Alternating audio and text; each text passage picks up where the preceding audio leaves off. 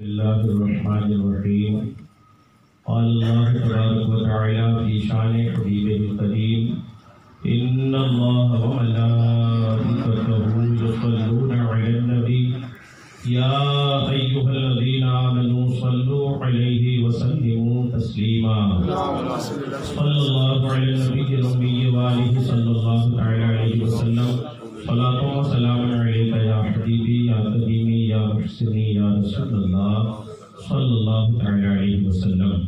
سرکار دو عالم نور مجسم شاہ آدم و بنی آدم نبی مکرم نبی محتشم صلی اللہ تعالی علیہ وسلم پر درود و سلام پڑھنے کی بے شمار فضائل میں فضیلت یہ بھی ہے۔ آقا کائنات صلی اللہ تعالی علیہ وسلم ایک مرتبہ مسجد نبوی شریف میں تشریف فرما تھے۔ ایک شخص آئے اور نماز پڑھ کر فوراً دعا میں مشغول ہو گئے۔ پیارے آقا علیہ الصلوۃ والتسلیم نے اس شخص کو بلا کر ارشاد فرمایا تم نے جلد بازی کی دعا مانگنے میں، ایسا کیا کرو جب بھی دعا مانگنے کی کوشش کیا کرو تو نماز پڑھنے کے بعد پہلے اللہ کی حمد و ثنا بیان کرو، مجھ پر درود پڑھو، پھر اس کے بعد دعا مانگو، اللہ تعالیٰ تمہاری دعا کو قبول فرمائے گا۔ جب اس صحابی نے یہ حدیث پاک سنی تو فوراً واپس مسجد میں گیا، نماز پڑھا، نماز پڑھنے کے بعد پھر اللہ کی حمد و ثنا بیان کیا، اس کے بعد رسول اللہ پر درود پڑھا۔ درود پڑھنے کے بعد وہ دعا کے لیے ہاتھ اٹھانے والا تھا کہ آقا کائنات علیہ السلام نے ارشاد فرمایا اب تم دعا مانگو، اللہ تمہاری دعا کو قبول فرمائے گا۔ جی لگا کر محمد سے درود پاک پڑھیے، اللہم صلی علی سیدنا شفیعنا حبیبنا مولانا محمد وسلم صلاۃ و سلام علیک یا رسول اللہ صلی اللہ تعالی علیہ وسلم۔ ماہر علوم کثیرہ حضرت سید حضرت علامہ عامر رضا صاحب قبلہ کی قدم پہ چلتے ہوئے میں بھی ایک ہی بات آپ کو سمجھا کر کے انشاءاللہ اپنے بیان کو سمیٹنے کی سعادتیں حاصل کروں گا، کیونکہ وقت بہت ہو چکا ہے اور آپ کے چہرے کے تاثرات بھی یہی پیغام دے رہے ہیں کہ اب یہ کہ ختم کرنی چاہیے۔ شادیاں ایک دم بے مقصد ہو گئی ہیں یہ بھی تو نہیں کہا جا سکتا، لیکن جیسے مقاصد شادی کرنے سے پہلے شادی کرنے والوں کے اندر ہونی چاہیے وہ ختم ہوتے جا رہے ہیں۔ یہی پیغام ہے میرا کہ شادی کرنے کے پیچھے ہمارا مقصد کیا ہونی چاہیے، اور رسول اللہ صلی اللہ علیہ وسلم نے جو شادیاں کی ہے ان شادیوں کے پیچھے رسول اللہ کا مقصد کیا تھا، بس یہی بات بہت تیزی سے سمیٹنے کی کوشش کر رہا ہوں، آپ توجہ دیجیے تاکہ میرا پیغام آپ تک پہنچ جائے۔ بہت ساری بات کروں گا تب بھی یہی پیغام رہے گا، اور مختصر کر دوں گا پیغام انشاءاللہ آپ تک پہنچ جائے۔ رسول اللہ صلی اللہ علیہ وسلم نے جو شادیاں کی ہے، آقا کی شادیوں کے پیچھے علماء کرام نے لکھا ہے کہ آقا کی شادیوں کے پیچھے 4 مقصد ہوا کرتے تھے۔ کتنے مقصد ہوتے تھے بولیے؟ 4 مقصدیں حضور کی شادیوں کے پیچھے بے نہا ہوتی تھی، چھپی ہوتی تھی۔ پہلا مقصد پیارے آقا علیہ الصلوۃ والتسلیم کا جو ہوتا تھا وہ تعلیمی مقصد ہوتا تھا۔ شادی میں تعلیم کیسے؟ اللہ تبارک و تعالیٰ کے پیارے رسول انسانوں میں مردوں کے لیے بھی اور عورتوں کے لیے بھی پیغمبر بن کے تشریف لائے۔ آقا کی نبوت مردوں کے لیے بھی ہے اور ویسے ہی عورتوں کے لیے بھی ہے۔ اب آقا علیہ الصلوۃ والتسلیم اگر بہت ساری شادیاں نہیں کرتے تو ہوتا یہ کہ ایک آدھی آبادی جو عورتوں کی ہے ان تک دین کا پیغام، اس میں بھی وہ مسائل جو عورتوں کے ساتھ خاص ہیں ان مسائل کو عورتوں تک پہنچانا یہ آسان نہیں ہوتا، بہت مشکل ہوتا، اور یوں ایک آدھی آبادی جو ہے وہ شریعت کے علم سے دور رہتی، تعلیم سے دور رہتی۔ اللہ کے رسول صلی اللہ علیہ وسلم نے اس آدھی آبادی کو تعلیم سے جوڑنے کے لیے آقا نے الحمدللہ کئی شادیاں کیا تاکہ وہ عورتیں رسول اللہ کے ساتھ رہیں، رسول اللہ کے کمرے میں رہیں، جو آقا کی بیویاں کہلائیں، اور آقا کے ساتھ تنہائی میں رہ کر کے تعلیم حاصل کریں، پھر وہ تعلیم رسول اللہ سے سیکھ کر کے وہ عورتوں تک پہنچا دے اور وہ آدھی آبادی بھی تعلیم حاصل کر لے۔ ایک مقصد آقا علیہ السلام کی شادیوں کی کثرت کی یہ تعلیمی سبب ہے، تعلیمی مقصد ہے۔ اور دوسرا مقصد پیارے آقا علیہ الصلوۃ والتسلیم کی شادیوں کا تھا تشریعی۔ تشریعی مقصد کا مطلب یہ ہوتا ہے کہ آقا کے دور میں آج ابھی بھی بہت ساری ایسی رسمیں ہیں جو نہیں ہونی چاہیے. آقا کے دور میں بھی کچھ ایسی رسمیں ہیں. آقا کے بعثت سے پہلے، نبوت کے اعلان سے پہلے، اسلام کے آنے سے پہلے عرب شریف میں بہت ساری غلط رسمیں تھیں. ان غلط رسموں میں ایک رسم یہ بھی تھی کہ عرب شریف میں اگر کوئی شخص کسی کو اپنا بیٹا بول لیتا تو وہ اپنے سگے بیٹے کی طرح ہو جاتا. پھر وراثت میں، خاندان میں، رشتہ داری میں، جائیداد میں، ساری چیزوں میں وہ سگے بیٹے کی طرح حصے دار ہو جاتا تھا، جو کہ غلط ہے. منہ بولا بیٹا الگ چیز ہے اور سگا بیٹا الگ چیز ہے. یہ غلط رسم عرب شریف میں رائج میں تھا کہ کوئی اگر کسی کو بیٹا بول دیتا تھا تو وہ سگے بیٹے کی طرح ہوتا تھا. اور یوں ہوتا یہ تھا کہ وہ جو منہ بولا بیٹا ہے وہ بہت ساری چیزوں میں حصے دار ہو کر سگے بیٹے کی حصے میں کمی کرنے کا سبب بنتا تھا. آقا کو یہ رسم ختم کرنا تھا تو آقا علیہ السلام نے کیا کیا دیکھیے. آقا علیہ السلام کا بھی ایک منہ بولا بیٹا تھا. جی آقا نے بھی ایک کو متمنا بنایا تھا، بیٹا بنایا تھا، جس کا نام تھا زید بن حارثہ. کیا نام تھا بولیے؟ آقا کا منہ بولا بیٹا تھا. آقا علیہ الصلوۃ والتسلیم نے پہلے تو ان کو منہ بولا بیٹا بنایا، پھر اپنی پھپھی کی لڑکی زینب بنت جہش سے ان کا نکاح کرایا، شادی کرایا. اپنی پھپھی کی لڑکی اپنے منہ بولے بیٹے کو دیا. اور پھر اس کے بعد کچھ معاملات ایسے ہوئے کہ زید بن حارثہ جو آقا کے منہ بولے بیٹے تھے، انہوں نے حضور کی پھپھی کی بیٹی زینب بنت جہش کو طلاق دیا. اور جب انہوں نے طلاق دیا تو آقا علیہ الصلوۃ والتسلیم ان کے طلاق دینے کے بعد ان سے نکاح کیے اور نکاح کر کے پیغام دیا کہ یہ جو میرا منہ بولا بیٹا تھا نا، اس کی بیوی میری سگی بہو کی طرح نہیں ہے. ایک جو منہ بولا بیٹا کو اور اس کی بیوی کو سگے کی طرح لوگ بنا لیتے تھے، آقا نے اس کو ریجیکٹ کیا کہ سگا سگا ہوتا ہے اور منہ بولا ہوتا ہے. آقا نے اس شادی کے ذریعے سے یہ پیغام بھی دیا. اور آقا علیہ الصلوۃ والتسلیم کی شادی کا ایک سماجی مقصد بھی ہے. سماجی مقصد کیسا؟ پیارے آقا علیہ الصلوۃ والتسلیم نے عرب میں جب نبوت کا اعلان کیا، اس وقت عرب شریف میں آقا علیہ الصلوۃ والتسلیم تنے تنہا تھے جو ایک خدا کو ماننے والے اور ایک خدا کے ماننے کی بات کر رہے تھے. ماحول بہت سنگین تھا، سارا عرب آپ کے خلاف کھڑا تھا، آپ اکیلے الحمدللہ سینہ سپر ہو کر کے تبلیغ اسلام میں مصروف تھے. آقا اکیلے ہیں. اور جب آقا نے شروعات کیا تو صدیق اکبر بھی ساتھ آ گئے، حضرت عمر فاروق اعظم بھی ساتھ آئے، علی بھی ساتھ آئے، عثمان غنی بھی ساتھ آئے. اور ان سنگین ماحول میں آئے جس وقت ماحول اتنا سخت تھا کہ اگر رسول اللہ کا ساتھ ہوئے تو جان پر خطرہ بنائے گا، اگر رسول اللہ کے کندھے سے کندھے ملائے تو جان جا سکتی ہے. اس سنگین ماحول میں بھی جو ساتھ آئے نا تو ان کو کچھ تو دینا تھا نا، رسول اللہ کو اس کا بدلہ کچھ تو دینا تھا نا کہ اس مشکل وقت میں یہ ساتھ دیے. تو آقا جب دینے پہ آئے نا تو صدیق اکبر کی بیٹی سے شادی کر کے ان کو اپنا سسر بنا لیا. حضرت عمر کی بیٹی سے شادی کر کے اس کو بھی اپنا سسر بنا لیا. اور حضرت عثمان غنی کو اپنی 2 بیٹیاں دے کر ان کو داماد بنا لیا.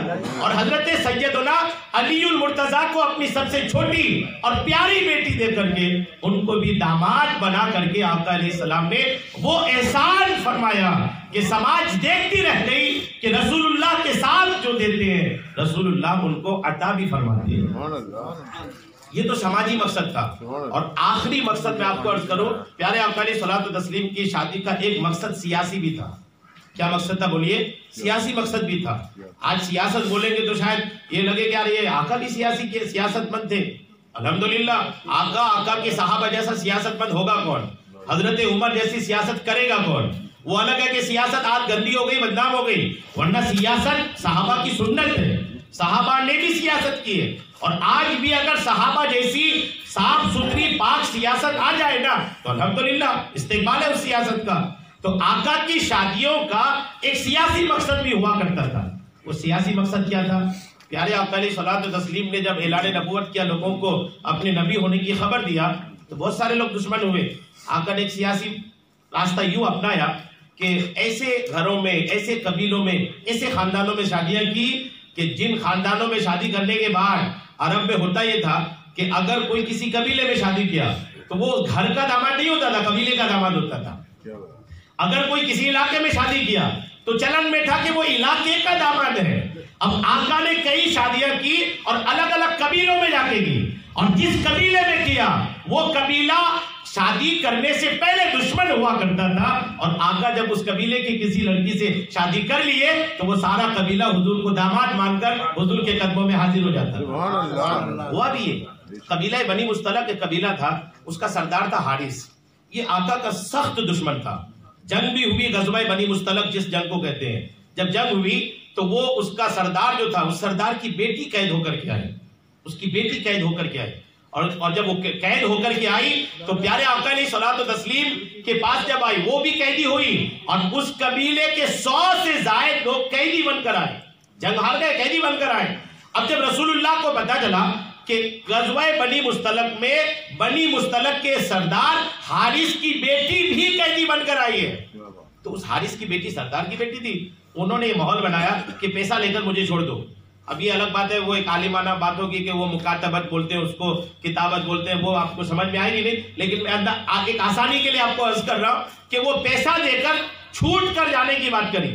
آقا کو خبر لگی کہ یار وہ سردار کی بیٹی اور پیسہ دے کے واپس جانا چاہتی ہے، تو آقا ان کو بلائے، اور بلا کر کے اس لڑکی سے آپ نے فرمایا سنو تمہارے پاس 2 راستے ہیں، ایک تو یہ کہ تم چاہتی ہو کہ پیسہ دے کر تم آزاد ہو جاؤ، ٹھیک ہے یہ بھی تمہارے پاس راستہ ہے، اور دوسرا راستہ یہ ہے کہ تمہاری آزادی کا پیسہ میں ادا کروں اور پھر تم کو میں اپنی نکاح میں لے لوں۔ کیا بات ہے، بڑی خوش ہوئی، انہوں نے یا رسول اللہ مجھے منظور ہے، آقا نے ان سے نکاح کیا، اور جیسے آقا نے نکاح کیا سنیے سیاسی فائدہ کتنا بڑا ہوا۔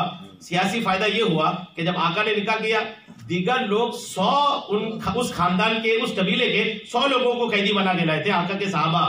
جب آقا کے صحابہ نے سنا کہ اس قبیلے کے تو آقا داماد بن گئے اور آقا کی یہ سسرالی قبیلہ ہو گیا، اب سسرالی قبیلے کے 100 لوگوں کو ہم لوگوں نے قید کر رکھا ہے، سارے لوگ آزاد کرتے جاؤ، رسول اللہ کے سسرالی قبیلے کے تم لوگ، سب کو آزاد کیا، اور جب سب کو آزاد کیا نا تو یہ سارے لوگ اپنے گھر گئے، اور جب گھر گئے تو آقا کے اخلاق سے آقا کے کردار سے اتنا خوش ہوئے کہ وہ 100 کے 100 گھر اور پورا دوسرا جو قبیلہ تھا وہ سب رسول اللہ کے پاس آ کر اسلام قبول کر کے مسلمان ہوئے۔ سیاسی فائدہ تھا۔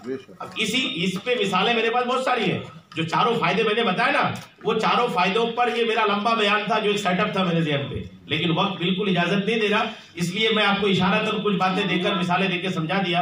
اب آقا کی شادیوں کے اتنے مقصد تھے نا، ہماری شادیوں کے مقصد کیا رہ گئے؟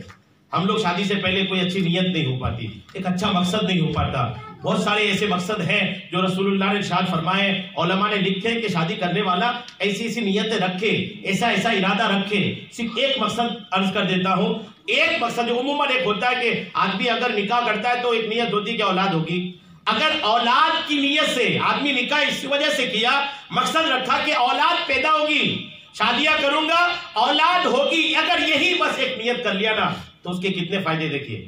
اگر ایک اولاد ہوئی تو وہ ایک انسان کا اضافہ کیا دنیا میں، خدا تعالیٰ نے پیدا کیا لیکن ذریعہ یہ بنا، ایک انسان کا اضافہ کیا، اور انسان جب تک ہے تب تک دنیا ہے، جب تک رب دنیا کو رکھنا چاہے گا تب تک انسان رکھے گا، اور انسان اگر اس نے بڑھانے کا سبب بنا تو خدا کے اس کام میں اس نے خدا تعالیٰ جو چاہتا تھا وہ کیا، اور خدا کے کام میں الحمدللہ اپنی حصے داری رکھا کہ یا رب تو دنیا کو رکھنا چاہتا ہے، انسانوں کو اسی میں رکھنا چاہتا ہے، میرے مولا جب تک انسان تب تک دنیا، میری یہ سعادت مندی ہے کہ میں بھی اس کا ایک ذریعہ بنا کہ ایک انسان دنیا میں تشریف لایا۔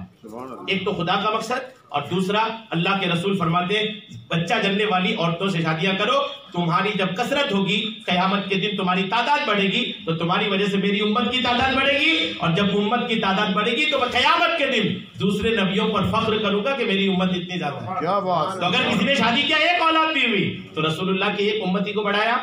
تیسری چیز آقا علیہ الصلوۃ والتسلیم الحمدللہ، یہ تو دو چیز ہو گئی، تیسری چیز یہ ہے کہ اگر کوئی اولاد کی نیت سے شادی کیا، ایک اولاد بھی ان کی ہوئی، اب وہ ایک اولاد ان کی جو ہوئی وہ اولاد اگر ان کی نیک ہے تو ان کے مرنے کے بعد وہ نیک اولاد کے بارے میں احادیث ہے کہ آدمی انتقال کر جاتا ہے اور انتقال کرنے کے بعد نیکی کرنے کی ان کی سکت ختم ہو جاتی، لیکن تین چیزیں ایسی ہے کہ نیکیاں ان کی جاری رہتی ہے، ان میں سے ایک نیک اولاد بھی ہے جو اپنے مرحوم والدین کے لیے دعائیں مغفرت کرتے ہیں۔ اور چوتھا فائدہ یہ کہ اللہ کے رسول فرماتے ہیں اگر کسی کی نابالغ اولاد مر جائے تو قیامت کے دن وہ اولاد اپنے ماں باپ کو پکڑ کے جنت میں داخل کر دے گا. قیامت کی بھیڑ ہوگی, سارے بچے ایک ساتھ ہوں گے. اللہ فرمائے گا ان بچوں کو جنت میں لے جاؤ. بچے جب جنت کے گیٹ پہ جائیں گے تو کھڑے ہو جائیں گے, اور جنت کے فرشتے کہیں گے استقبال آ جاؤ. بچے کہیں گے فرشتوں سے ابو اندر ہے, امی اندر ہے. تو وہ کہ نہیں, وہ تو گنہگار تھے, ان کا حساب کتاب ہوگا. تو وہ بچے کہیں گے رب سے عرض کر دو کہ ہم اپنے والدین کو لیے بنا جنت میں جائیں گے. شور کریں گے, کتابوں میں تو یہ کہ وہ شور کریں گے, چیخیں گے, چلائیں گے, غصہ ہوں گے, ناراض ہوں گے. خدا کی بارگاہ میں ایک محبت کا انداز ہوگا. وہ اللہ فرمائے گا سب کو جاننے کے بعد بھی بچے کیوں چلا رہے ہیں؟ فرشتے عرض کریں گے مولا اپنے والدین کو جنت میں لے جانا چاہ رہے ہیں. تو اللہ تبارک و تعالیٰ فرمائے گا کہ ان بچوں کو ان کے ماں باپ ساتھ کر دو, وہ ان کو لے کر جنت میں چلے جائیں. بہت سارے فائدے ہیں. اللہ کرم فرمائے ہم لوگ مقصد والی شادیاں کرنے لگے. اللہ تبارک تعالیٰ ہم سب کو عمل کی توفیق عطا فرمائے. آمین بجاہ النبی الامین صلی اللہ تعالیٰ علیہ وسلم. صلاۃ و سلام کے لیے کھڑے.